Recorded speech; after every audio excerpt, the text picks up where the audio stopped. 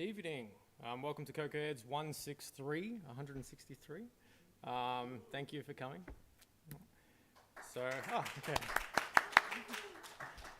In the spirit of reconciliation, Melbourne CocoaHeads acknowledges the traditional custodians of country throughout Australia and their connections to land, sea and community.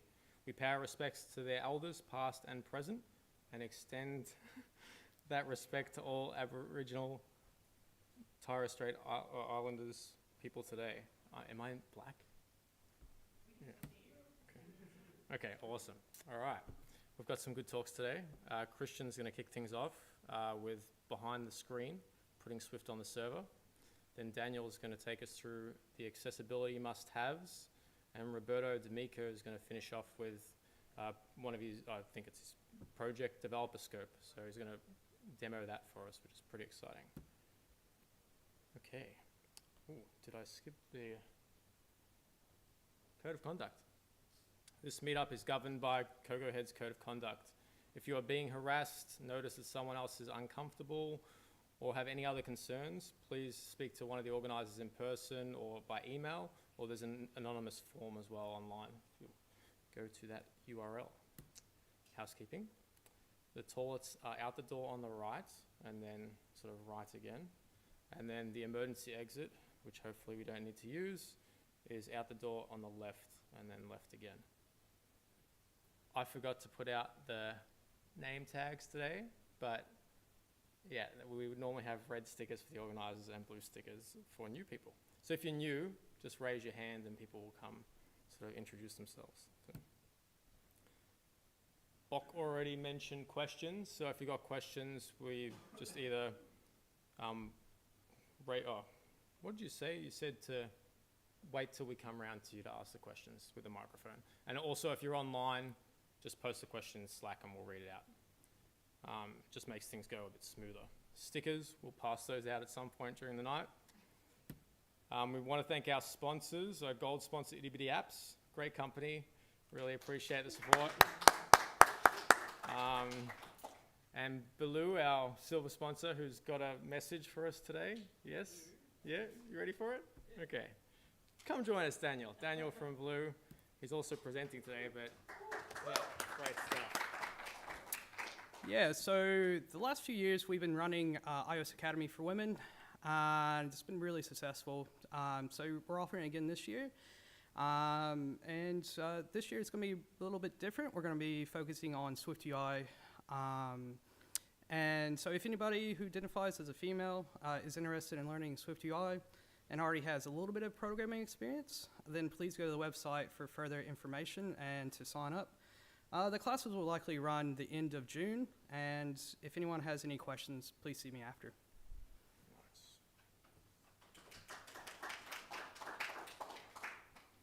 Okay, thank you, Daniel. Some other events this month. We've got Hack Night on next Wednesday, 15th of March. So I'm going to be doing some composable architecture stuff that night. So if anyone's keen to learn a bit about that, please pop by and say hello. Patrick is my name. We also have Drinks Night on, Tups. Did you get back to me on that?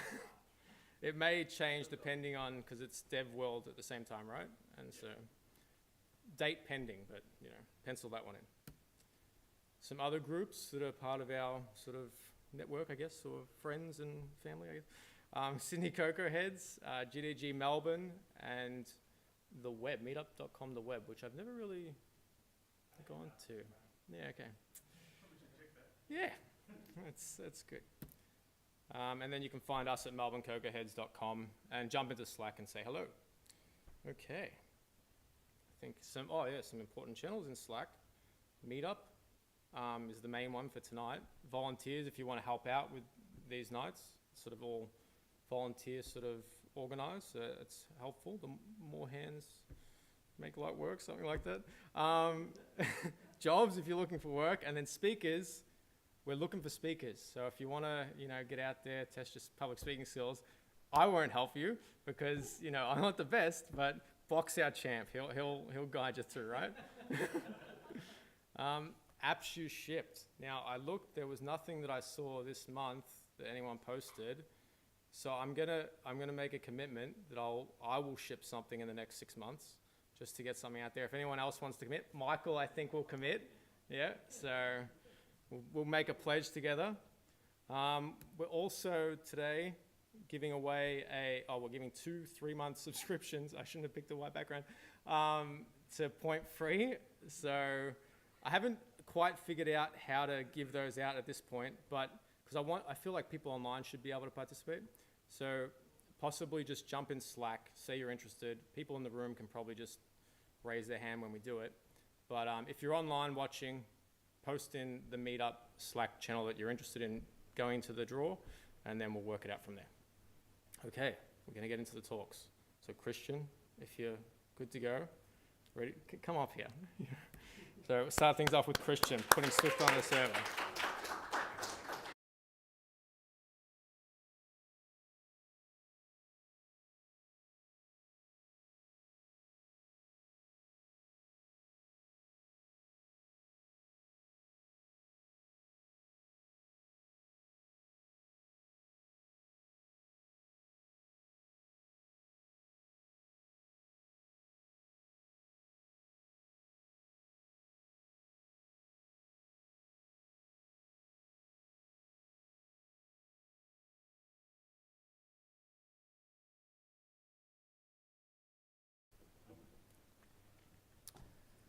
Well, hello everyone, and thanks for letting me speak at the Melbourne CocoaHeads. I've done Sydney a couple of times. I helped co-organize it, and we'd be happy to see you there as well. But it's really fun to be down in Melbourne for once and try to see if you're as welcoming to what I have to say as Sydney was. Today I'm going to be talking about server-side Swift, and it's one of the adventures that I've been going on recently, the past maybe now 3, 4, 5 months, because I have an indie app of my own that I work on when I don't work at Baloo. And one of the challenges was that, as apps keep growing, we might need more capabilities. So there was a few things about the API provider and things that I wasn't really structured great for what I wanted. So I've had an idea for a while to go in and do something in between, and then I went down the road of trying it out. So that's often how things begin. We get curious, we want to see if we can figure it out. We usually can't, then we ask for help, and then we figure it out. So it's a bit of a success story, I guess. And I'm sure the same applies here. So we usually talk a lot about iOS or iPhone apps and iPad apps here, but we usually also focus a lot on what's happening on the screen. So today I'm going to take you a bit on a journey behind the screen. We're going to go a little bit further than that. So we're going to end up in the server room. How many, just a show of hands, have thought about or already tried developing sort of backend apps or anything with Swift or backend at all? Oh, that's a few hands. It's good. It's good. How was it? Very good? Yep. PHP still works. It works. So I think that the first point is that many of the apps what we build today, we usually start the journey focusing on a single device or just a very specific use case, and I think we rarely stop there. So as the app grows, we want to do more things. We might want to incorporate or spread out to more devices. We might want to it just gets more and more complicated, and you might want to eventually move into sort of a more client-server based application. You might want to fetch data from somewhere or update data regularly.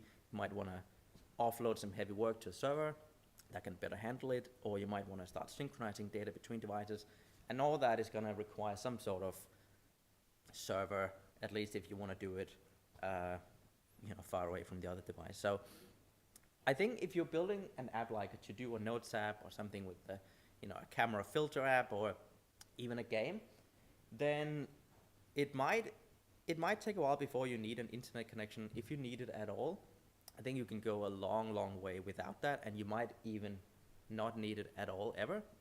And sorry, I think a lot of the apps when iOS first came out, or at least the App Store first came out, started like that. Like they just were little fun apps like the beer drinking app on the phone. Like it didn't connect to the internet, it was just fun. But it worked. Like, you can do apps that are fully functional without ever needing to leave flight mode. And that's pretty cool. And I might even say that, I might even say that it's a pretty good approach to start your app thinking sort of offline first, because then if you do that, if you got that in place, when you start building networking and things into it, you add complexity. But if you enter like a slow network or missing connection, if you build offline first, your app should already work fine regardless. So it might actually be a really good idea.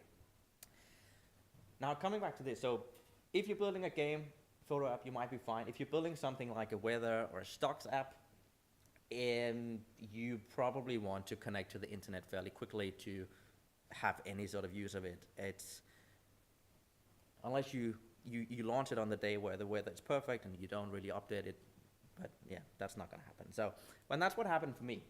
So I'm building.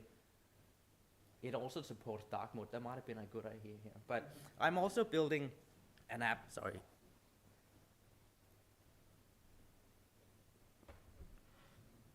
Thanks to Coca-Cola.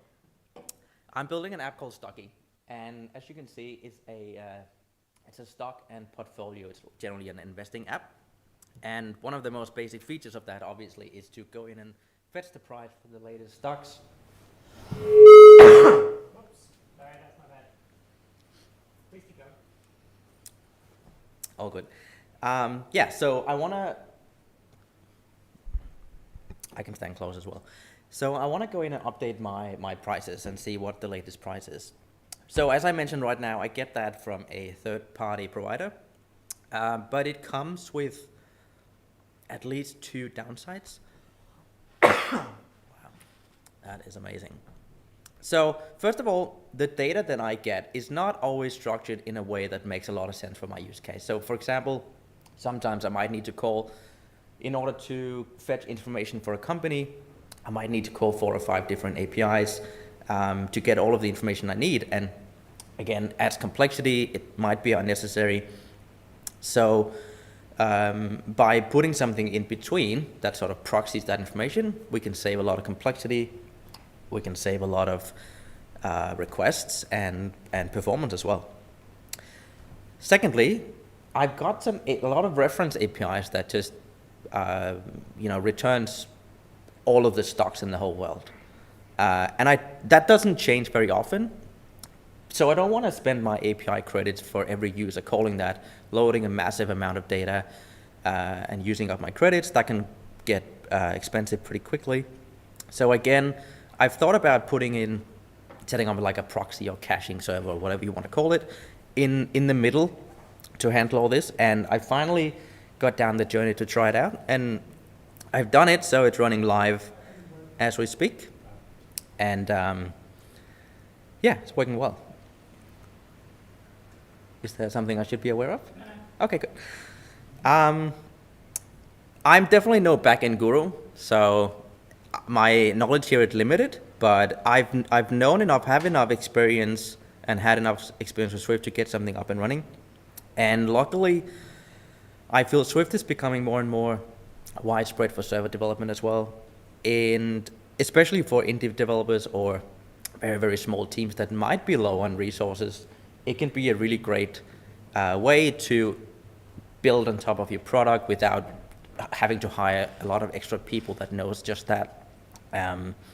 So definitely can see a lot of use for it. But why Swift? I think quite often we see that servers or backends are built using entirely different languages, entirely different technologies and tools than the app that might call it. And as I mentioned, it requires to do more work, it requires more people. So being able to using Swift, we can really, bridge that technology gap. We can have a much more similar environment across our entire tech stack. And that helps, we've got people that know both. It helps when we want to review code, fix problems.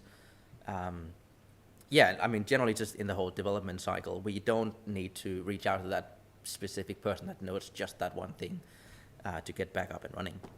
And to quote the Swift website, the goal of the Swift project is to create the best available language for users ranging from systems programming to mobile and desktop apps, scaling all the way up to cloud services. This is impossible. So yeah, it's pretty clear to me that Swift was created with the intent that it should be a language that is available on all platforms, or at least as many places as possible.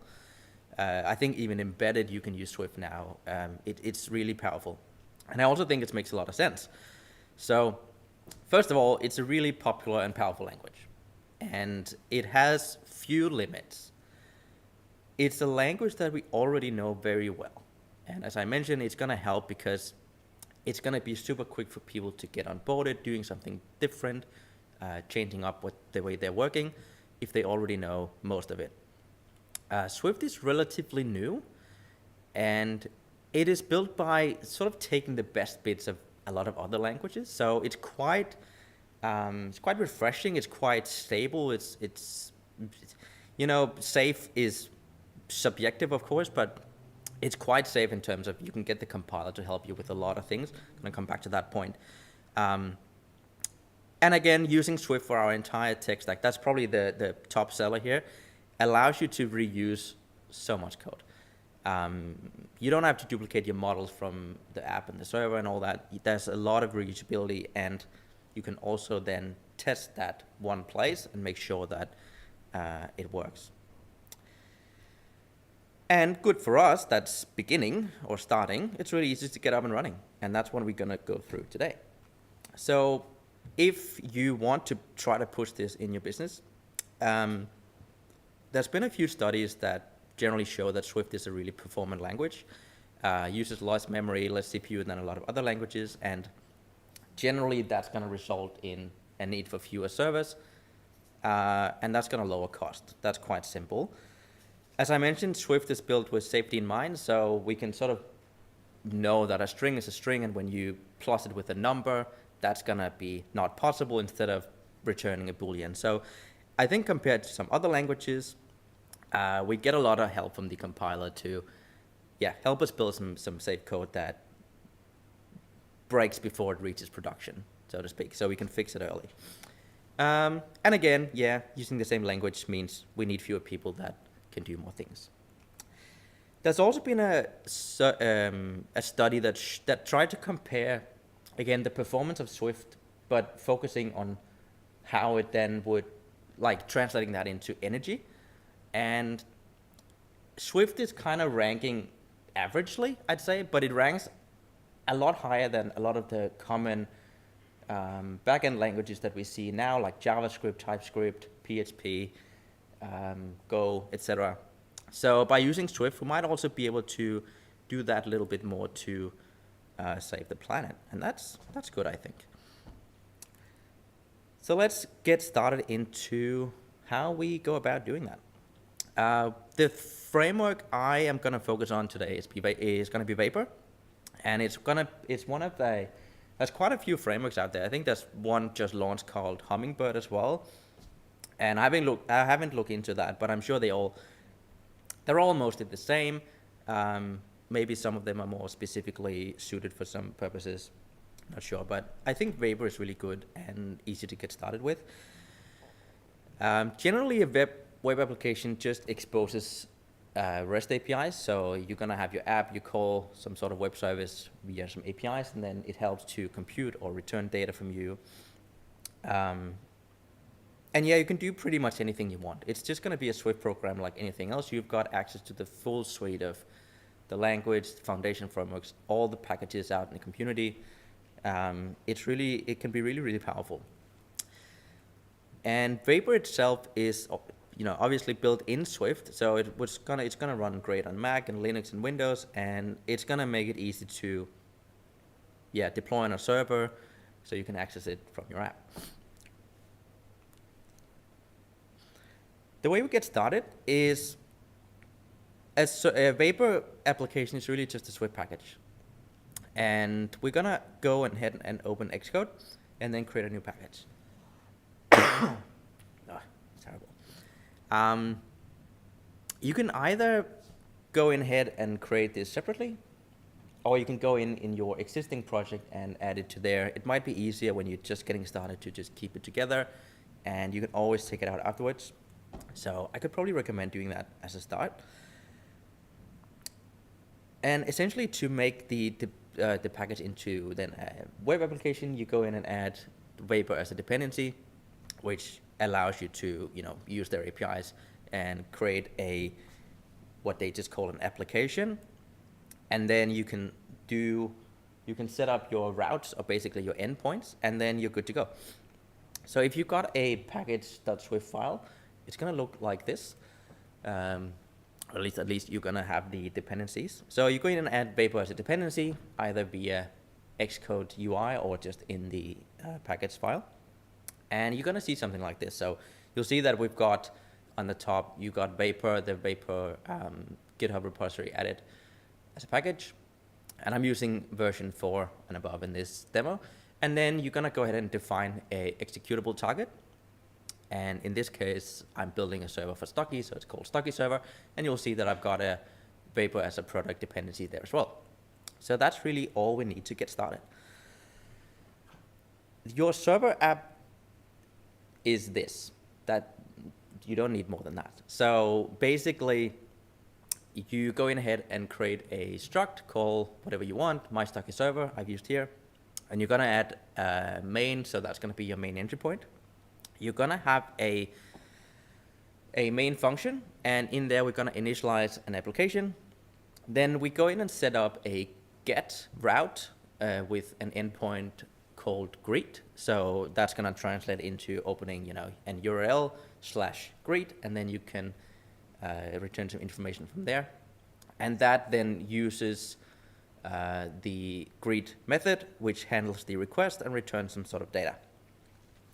We also set up a post route. So post will be used to send some sort of, or submit some information.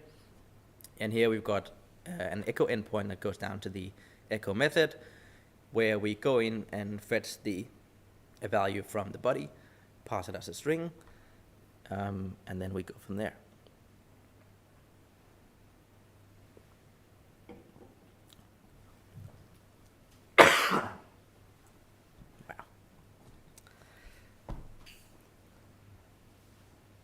And for this example, that's all it's all the code you need to have a functioning server, actually. Like, obviously you're gonna have something that's a bit more complicated, but this works and this runs.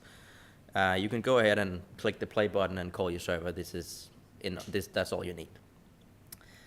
From your app or from your calling code, you could then go in and define a server client, pretty common, where you can define a base URL, and you might have a method that you can call greet.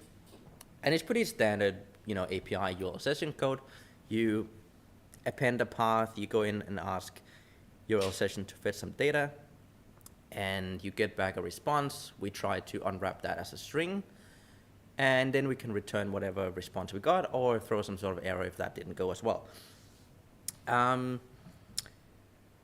But obviously, usually we're gonna work with some sort of JSON data, and that's perfectly doable as well. This example just, expects a string, but you can add a single line, you can handle any sort of JSON codable result.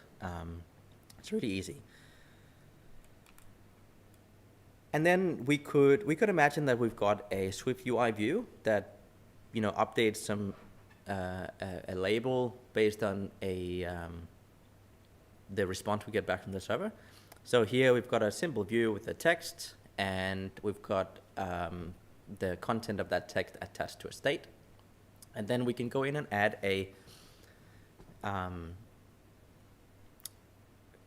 we can add on a task on that. So we're gonna have an asynchronous task. We go in and create a new server client. We call the server and await the result. And then we go back and update. We update that state based on whatever we get back. Or again, we might show an error message if that didn't go as well. So let's say our server is set up to just return hello when you call greet. Then you should, when the view loads, after a couple seconds, just see the text hello. So it's really, really simple to get started, and you don't need a lot of code to get this working. And actually, you know, when we look at app today, you take something like Twitter, it looks really, really complicated. Like there's a lot of things going on, and don't get me wrong, there's a lot of APIs down there, but at the very, very core, it's basically just saying, hey server, give me some data, it fetches some data, it shows it, that's what's gonna happen. Yeah, so let's get a bit into more detail on what exactly I do. So first of all, I'm gonna create some models that I need to, or that I expect to get back from the server. So usually when we send data, it'll be generally like a JSON string essentially, or something, or encoded as data. But what we get back, we need to understand and be able to pass that JSON we get back, and there we use some codable structs to be able to pass that. So in my example, I've got a symbols response that represents like a stock. It has a symbol, what exchange it belongs to, a date, currency, etc. And it could be like a model for a stock exchange, same principle. But the thing is that both our server and our app needs to sort of understand what those are. So like that's what you're gonna see. You'll probably see that these models will be duplicated in both the backend and the front end. And that's the first warning sign of something we could try to optimize here. But generally that's what you see. The added thing is that, you know, on the back end it's going to be written the same model in a different language, but essentially it represents exactly the same thing. So in my app then, I go in and my server looks like this. So it's called Stockies. Well, we start in the Stocky server bootstrap, which defines that main method. And here, like before, I create a new Stocky server. What's a struct? It's not an object, but instance, I guess.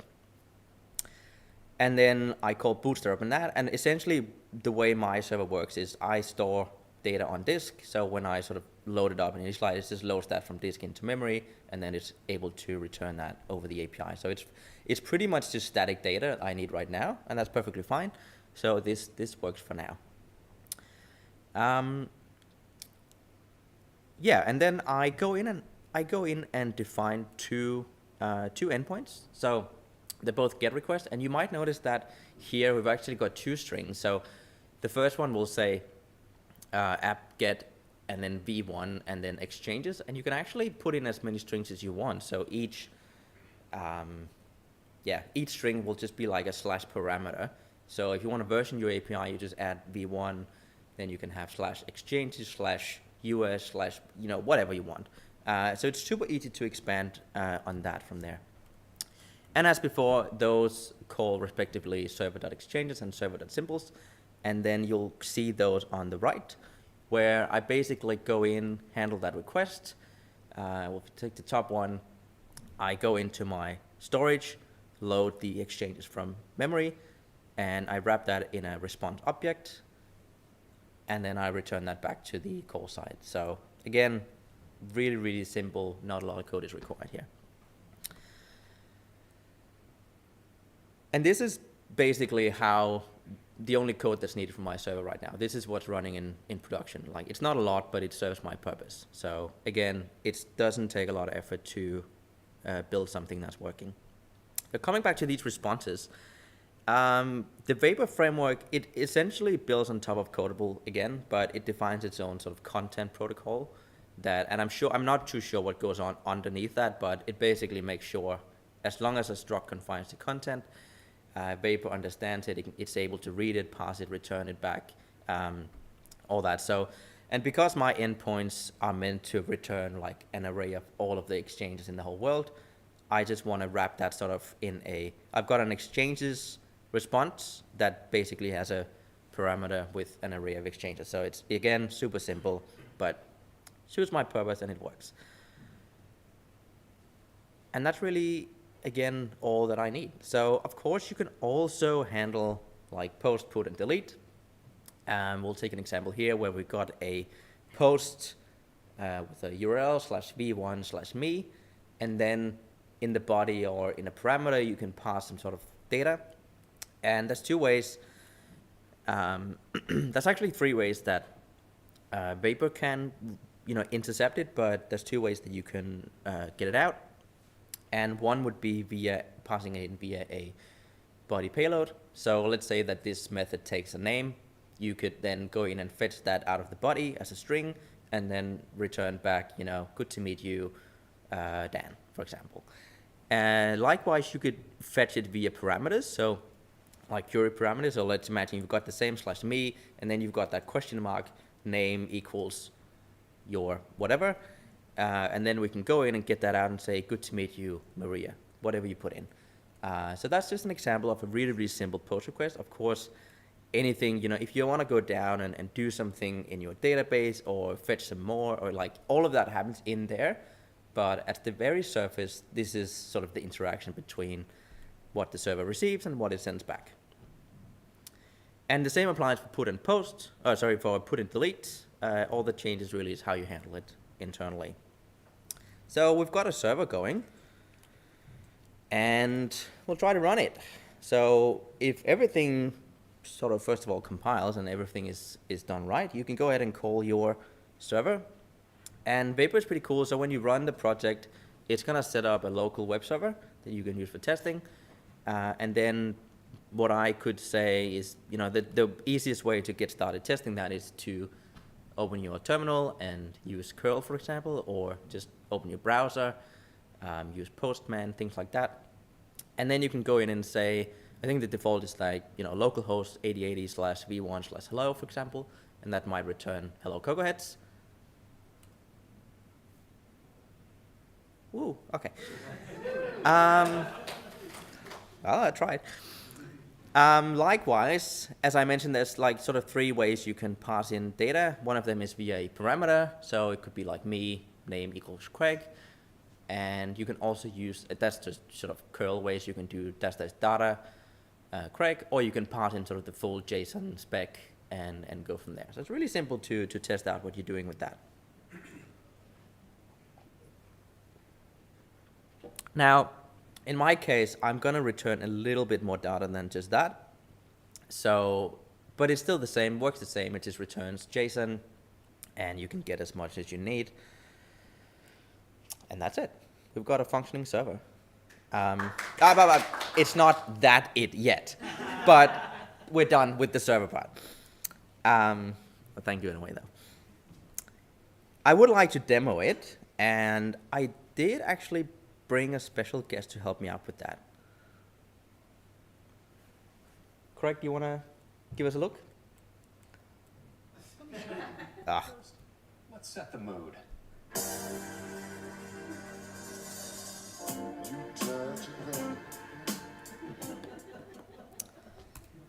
Too much? No.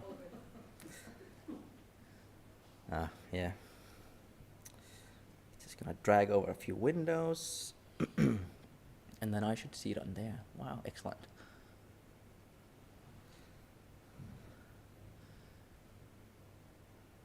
Nice. Good, okay. So just to go through, it's the same code as we've just been through, so I just want to add a few more things, I guess. This is, again, essentially the code I've got running on now on my server. So as before, we've got this main method. We set out the bootstrap. I've added a couple of demo endpoints, as well as the two you've seen already. And then I've set up what's called an event loop group, which is essentially a scheduled timer. I don't know why it needs to be so verbose, but sure. And that basically means that, well, the way my server works is that I cache the data locally, but I do want to refresh that from my provider once in a while. So every month or so I go down and I go out and I try to request and update all the data I've got stored, but whenever my server gets called, it just returns what's in memory. So what this essentially does is that when my server boots up, it delays for a few seconds, and then it goes ahead and refreshes the data, and then that repeats every 720 hours, which should be about a month, roughly. So, details. As mentioned again, I've got my Stucky server, and it's got those two methods from before. We've got a hello and we've got a user. And we've got the exchanges and symbols, etc. And then enter some sample code and well, not sample, but helper code. My storage works like the same. So as I mentioned, because my server is preloaded with some default data, because I do go out and fetch it and update it, and then I sort of override what I've got locally with that. But in case that fails, or on first boot or whatever, I have preloaded it with some default data where, yeah, if the request fails for some reason, we don't just return an error. We've got some maybe old data, but still something that's actually usable. So that works for me, and that's sort of how I've set it up. The way I do that is that when I've got my server bootstrap method here, and that goes into my storage and then loads exchanges and symbols, which takes us over here. And here you'll see we've got a load exchanges and we've got a load symbols. And essentially it just goes in and loads the file from disk, decodes it, puts it in memory. It works for my use case. And likewise, when we do update the data, we go in and save the exchanges and the symbols to disk and reload it, and we're good to go. So it's a really, really basic setup, but it does the job for me. So let's try it out. So we click the play button to run it, and you'll see then when you run, if it goes well, that Vapor will, let's get that one out of the way. You'll see that the server has started on this address that you can then query. So let's go ahead and do that. I think I might have it on, no, that's fine. So we do curl, and then we go out to our local host. Oops. And hopefully that should work.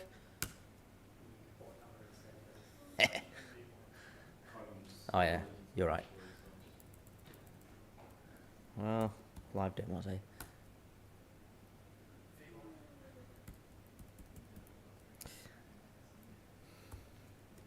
Well, I'm glad you're picking up. It was just a test. There we go. Oh, stop it. You'll also see in the log here that Vapor picked up a request to, well, several now, but it picked up a request to get v1 hello, and we got back hi CocoaHeads. So yeah, looks like we're working. We've also got the user, and then we can pass in some data, shout a name. Okay.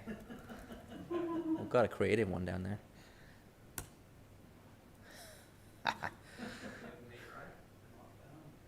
Was it me? I think it was user on this one.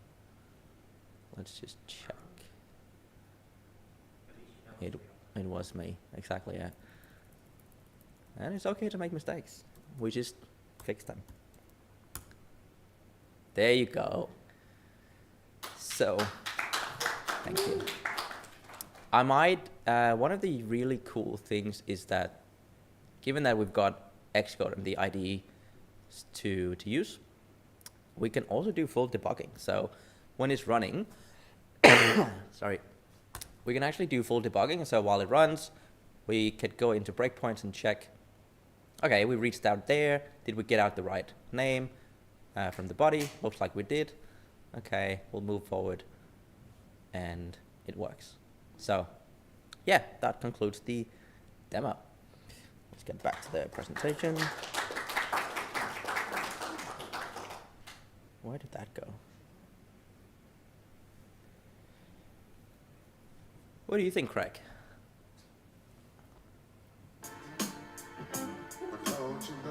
How cool is that? Yeah. I like it too.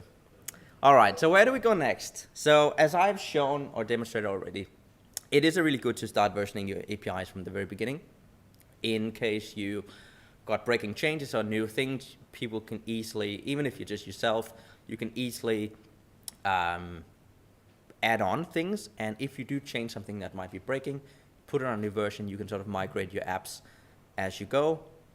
And it saves you a lot of trouble, especially once you've got a lot of users going and you don't want to, break production, essentially. Natural next step is to, deploy it somewhere, probably to the cloud or self-host it yourself. You could even run it on like a Raspberry Pi if you are low on funds. It's an excellent way to start. You can always change and migrate later on. I do want to touch upon security. So obviously it's really good to sort of configure SSL, set up some sort of authentication or just an API key or some way of not making it too public. If it makes sense for your use case, then you might want to set up a database, read right from that. You can really easily start to test it because everything happens in Xcode, so you've got all the unit tests, XC test capabilities. It's easy to, if you use async await, at least it's easy to create a URL session protocol, bypass the real network, test it. I think it's pretty easy. And most importantly, keep exploring. I found that once I sort of realized I can set up a server, there's a lot of new things that I thought, I can do that now that I really couldn't before.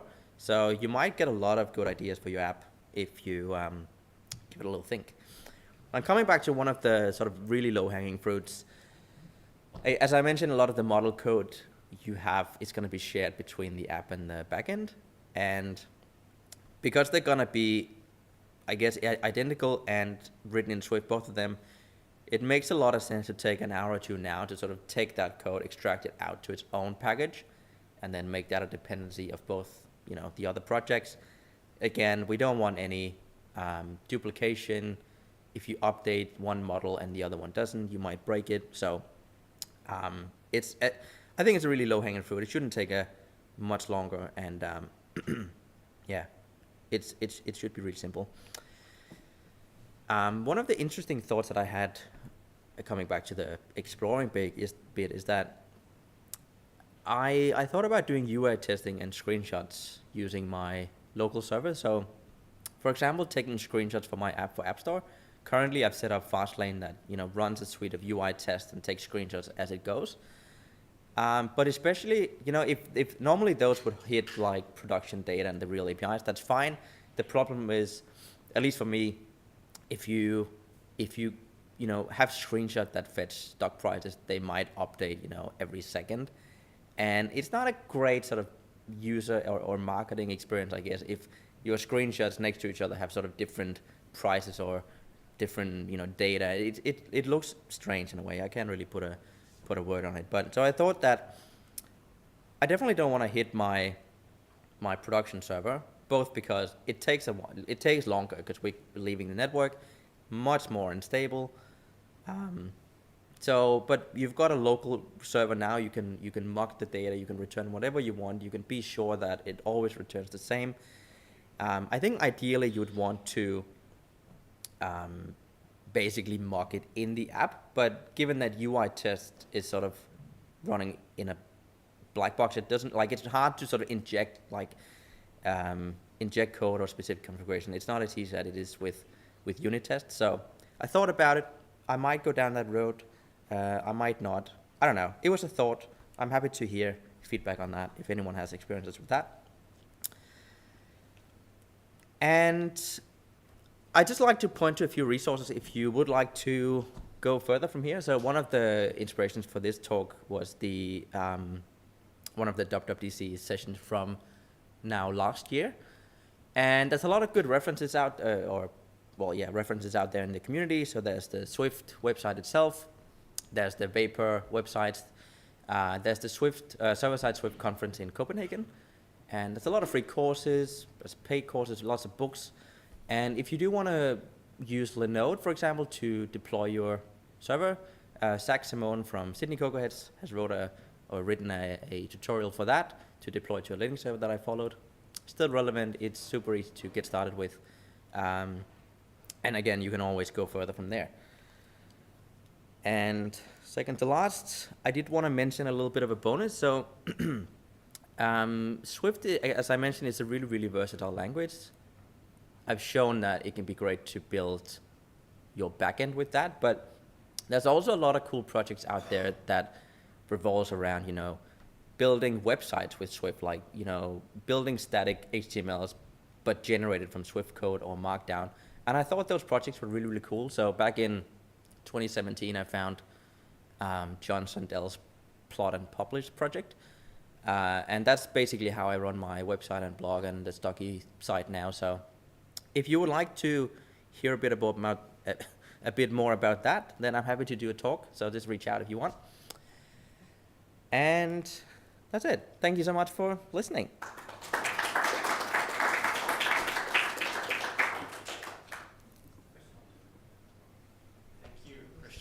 Any questions? Oh, right there. Yeah, I'm sorry, I have two questions. First, how do you handle parameterized URLs? So right now you have static URLs, but how do you say, like, for example, /user/identifier, how do you capture that identifier with Vapor? You mean like dynamic URLs? Yes. I'll be honest and go ahead and say, I don't know. It hasn't been a use case for me, so I haven't really given that a lot of thought. I'm sure, for example, Vapor allows that. But to be honest, I don't know. I can probably answer that one. You just put a colon in front of in the path name, and then it pops up as a parameter in the dictionary that you get from the request. Oh, that's what you meant. Yeah. Yeah, so if I think you can. Yeah, they have, yeah, you're right, yeah. And then quick question, where do you run your server? Well, not surprisingly, right now it's on Linode. So I did actually start looking into Heroku at first because they had like sort of some free plans. They stopped doing that for money reasons, which is perfectly fair. And Linode, they just raised their prices a little bit, but they still have they give like a 1 gigabyte storage server, very, very generous sort of traffic limit. I'm probably talking terabytes or something. So, and it's $5 a month. So I think for not very much, that's gonna last a while, depending again on your use case. Anyone else? No.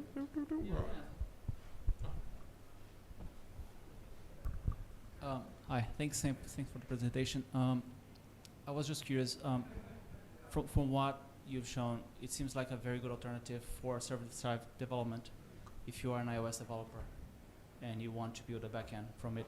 I wonder if you had a team with an Android developer with you, would you still go Swift or would you go Kotlin for backend developer, given the structure? That's a good question. I'm not sure if there's any Kotlin sort of server side. I'm sure there is, like frameworks like it. You could go either way. Like at the end of the day, what you end up with from the client side is just a sort of REST API. So no matter what you do pick, it's gonna work. For me, again, Swift is what I know best, so I'd probably go ahead with Swift. But if you're in a team, I think it could make sense. Or you might find that something like, Firebase also provides sort of a cloud solution, or you can do custom APIs with CloudKit, things like that, depending again on your use case. But yeah, I'm not sure if you can really answer that question unbiased at least. I would personally do Swift because that's what I can do. But yeah, I think you can do the same with both. I'm sure you can. Yep. What if your server crashes? How do you capture that information, that backtrace or whatever else? Like, how do you debug a production crash? Also a good question. I'm sure Buck has a few insights on that. Well, you can. I haven't done it, which is my bad. So Linode itself provides, you've got full system access. You can check the log files and things.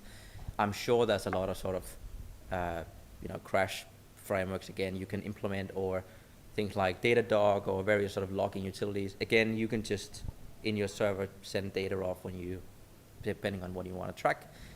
So yeah, I would probably go down that road. But again, haven't been there.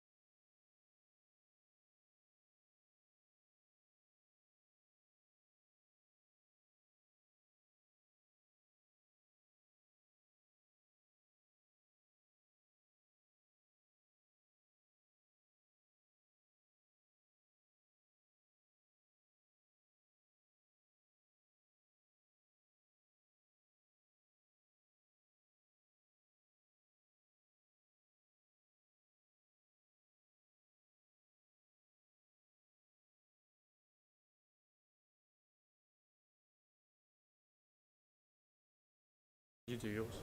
What do you mean? Oh, yeah, right. Thank you, Christian. We've got, it was a good talk. We've got Daniel starting off with accessibility must-haves. A few people have gone for a drink, maybe? Is that where they are? But bring yours up here. Yep. All right, now, good luck, Daniel. Ooh, break a leg. Awesome.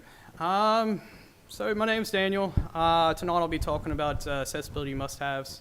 I gave this talk last month at the Sydney CocoaHeads, so it's a bit of a rehash if you've already seen that one from last month, but there should be some different questions maybe from the audience. Anyway, so this talk was actually born out of working over the years in many teams where they didn't feel the need to support accessibility. I brought it up to the stakeholders, and they're like, we don't care, it's not our business, it's not who we want to support, and that's not really good answers. It's 2023, so we should be a bit more inclusive in how we go about designing apps and supporting our users to the utmost bit. So, just dive into a little bit of like a high level of disabilities. So, 1 in 7 people actually have a disability, and it can affect anyone regardless of age. And, I could slip off this, hopefully I don't, I can fall off this the stage here later and break an arm. So, I'll have a disability at that point for a small little bit of time. And so it can affect literally anyone at any time. And,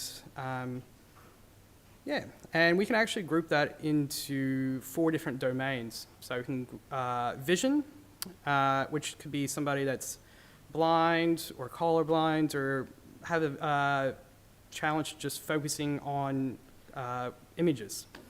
And then we have hearing, who may be deaf, partial hearing loss, difficulty hearing sounds, and within a certain range.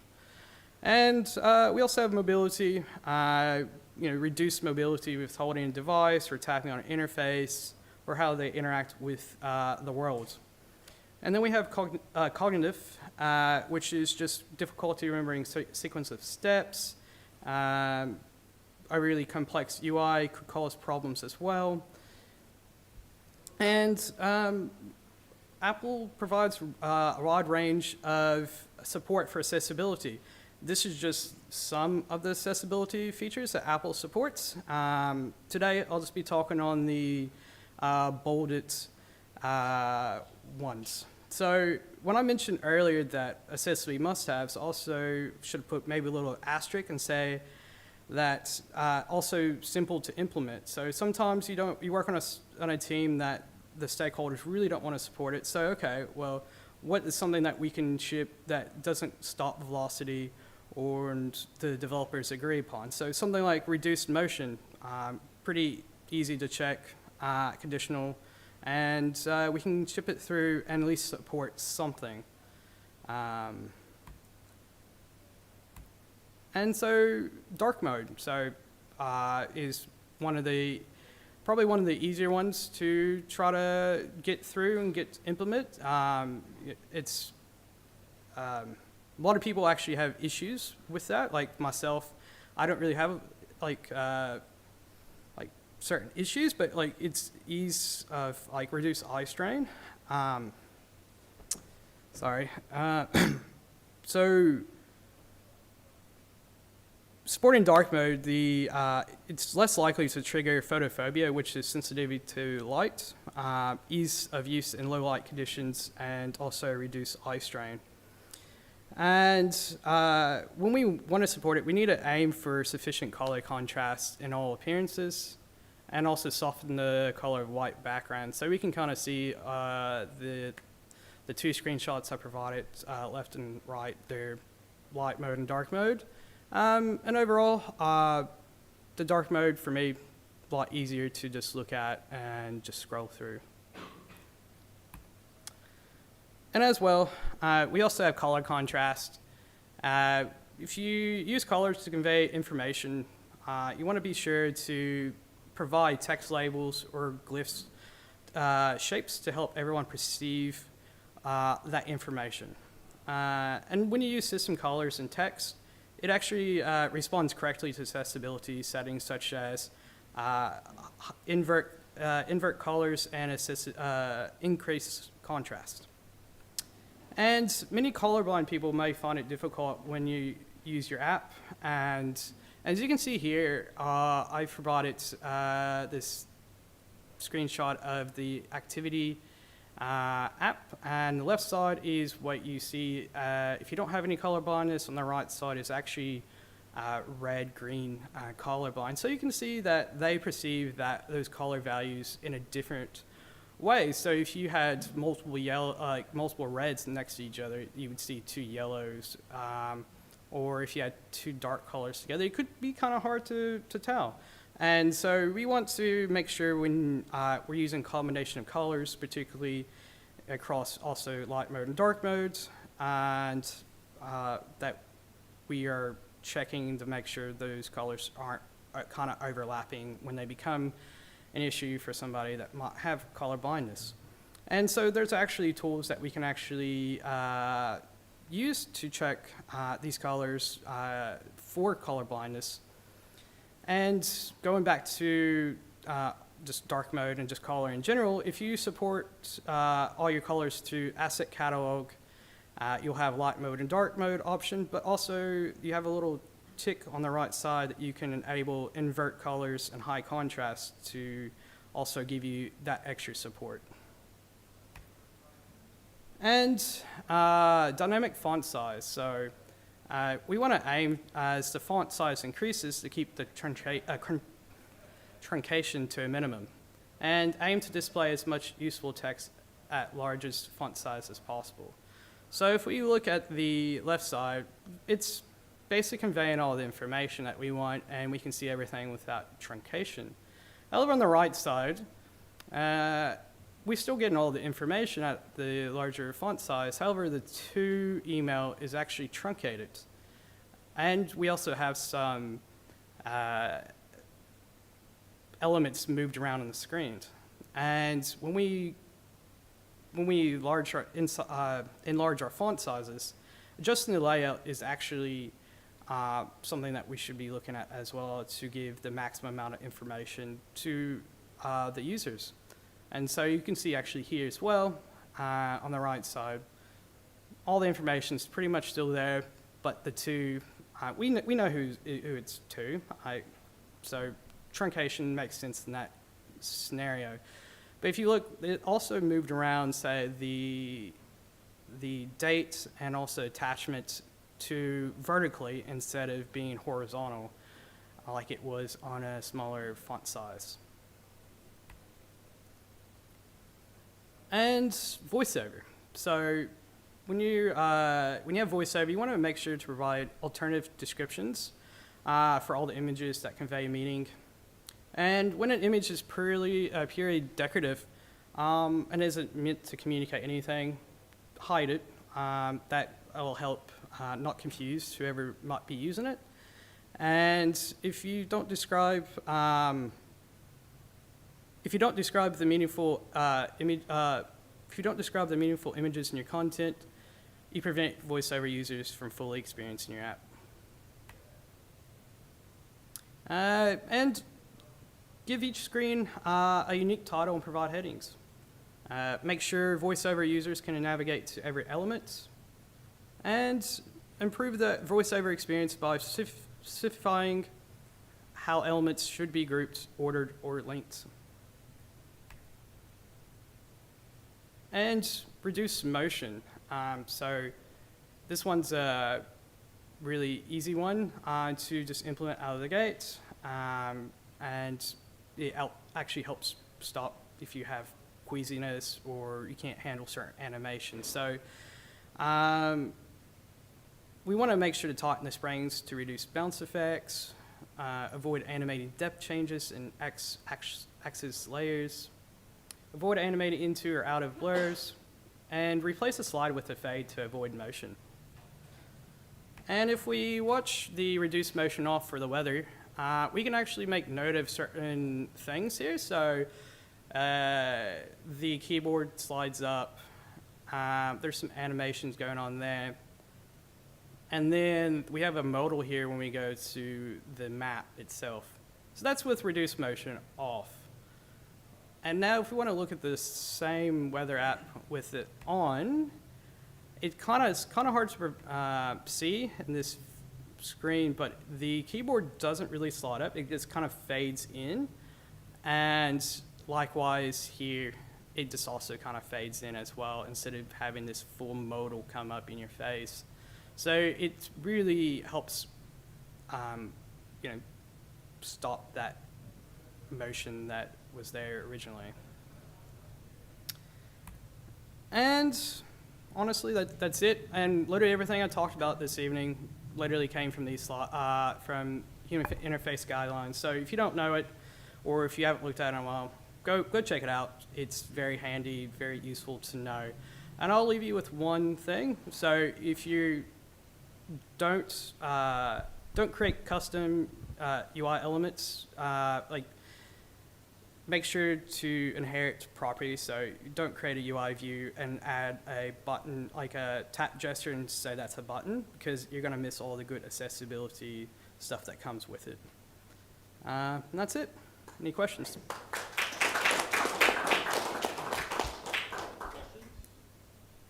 I've got one.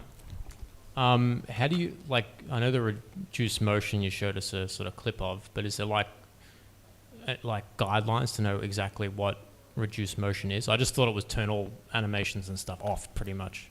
Yeah, so, I mean, it's basically, I'll be honest with you, that's basically everything off the reduced motion thing for in human interface guidelines. I literally just took it and just kind of paraphrased. So essentially, it's basically just no motion, but if you can tighten up the springs as well, or tighten up some of those motions, that also helps stop that, whoever experiences motion sickness or whatever, it kind of helps that as well. But, I would go as far as to say, why not just have no animations and just kind of fade it in, and I think that's just acceptable as well.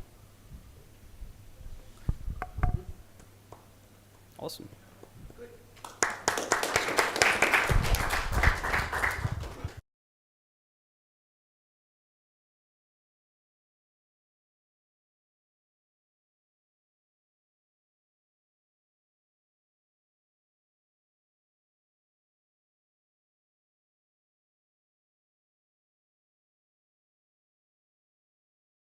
Keep that in mind as I'm working on my apps. We have Roberto D'Amico. He's introducing Developer Scope. He's also going to give a demo of it as well, right, Roberto? Yes. I think so. He's focused right now. He's plugging in. Yes, I'm going to do a demo. Yeah, awesome.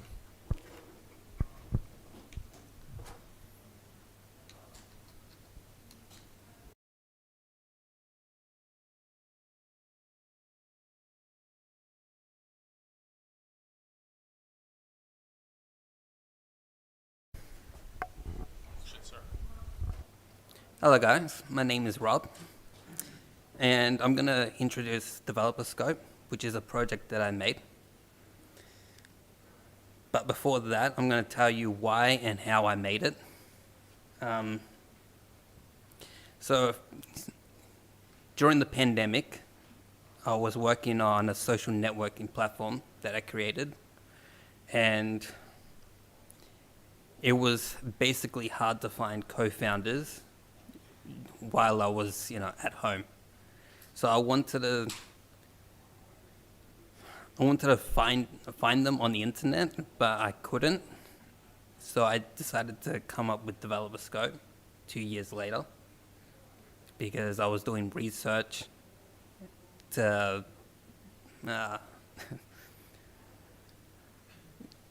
find basically. So the reason why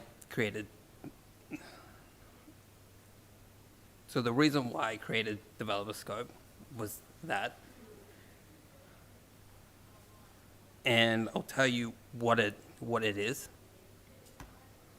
So Developer Scope is a platform that connects developers, business associates, and marketers together so they can form a friendship and build a startup together. What you can do on there you can post a startup idea based on games, apps, and AR and software. Find co-founders to be part of your startup and connect everyone in your startup through instant messaging. So you can connect through instant messaging. Build your startup locally or remotely, or you could do both.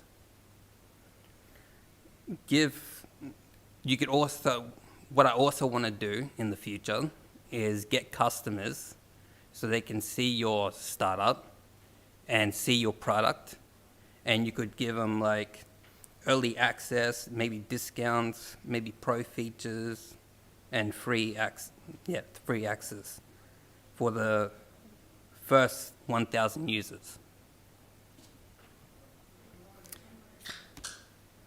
I'll start the demo now.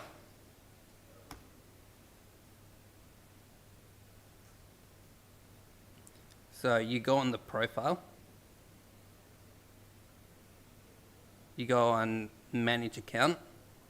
You go onto your dashboard. You click manage startup. And you tap create startup.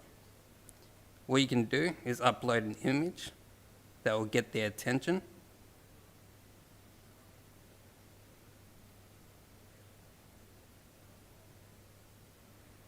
Write the title.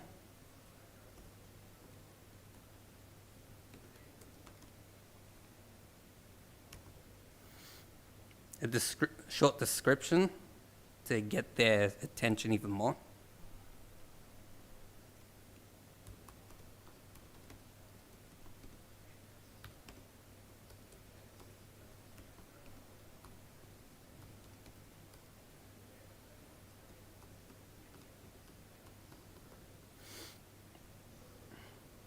And you can add screenshots of your app or your game if you have it.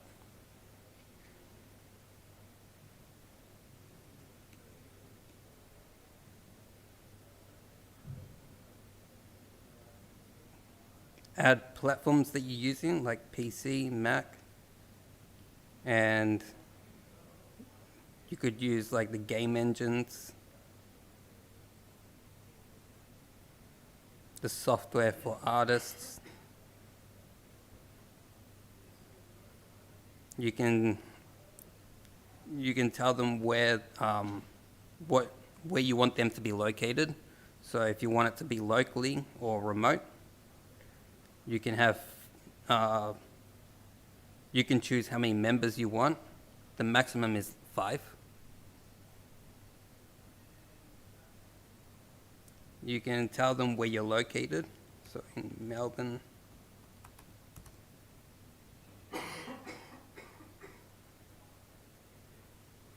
And you can save it as a draft, or you can submit it and I'll review it.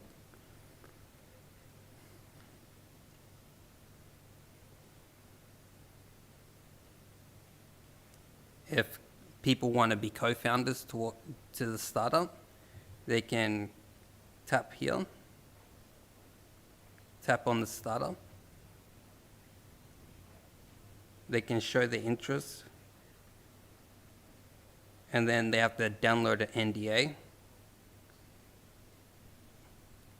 and make sure that they keep the secret key in a safe place.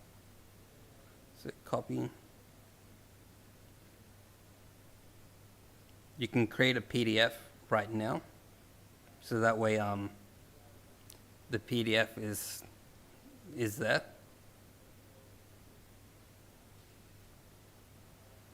Stored safe.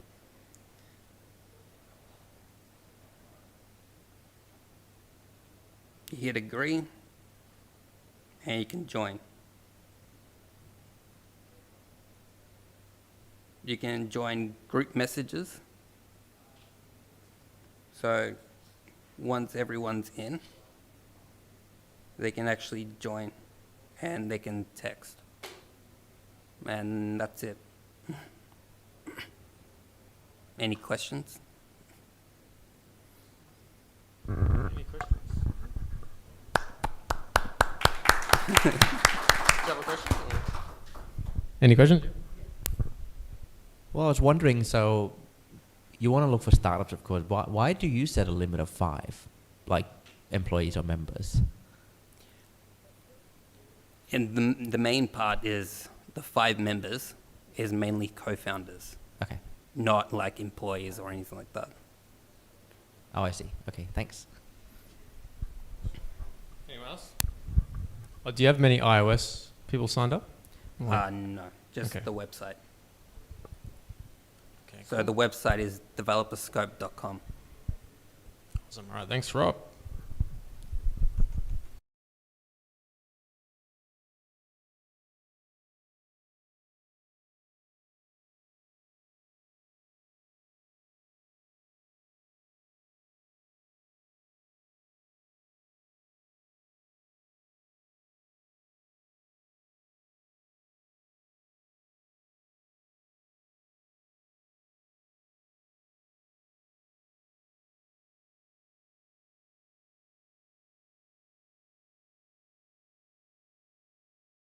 So, okay, still haven't decided how to do this, so it's going to be an audience participation thing, I guess. No one online wanted to get the tickets. So who here wants to win 3-month subscription to Point Free? Can you just summarize what it is? Okay. Oh, shit. So I should have had an intro video or something, but Point Free are like educational videos. They focus on like functional programming and I guess, man, I should have thought this through. I found them personally very useful for my, I guess, my learning. And yeah, they do a lot of stuff with Swift UI, and so they build a lot of libraries, some dependency stuff. That's good, but very valuable resource. All right, so how many hands of people that want them? Because there's 2. Anyone else? 3, 4, anyone else? 5? Okay, you all get subscriptions because I don't want to pick it out. So just give me your email at the end of it. Okay. Oh shit, no, I got to do more. All right. So just message me your emails and I'll send you subscriptions. Okay. We want to thank our sponsors, Itty Bitty Apps and Baloo. Thank you very much. Wasn't that great? Remember the hack night? So bring your laptops and your code. That would be great. CocoaHeads drink night. Date pending still, but somewhere around that date. And now, the pub. We get to go to the pub. So Mitre Tavern if you're coming. And thank you all for attending CocoaHeads 163. All right.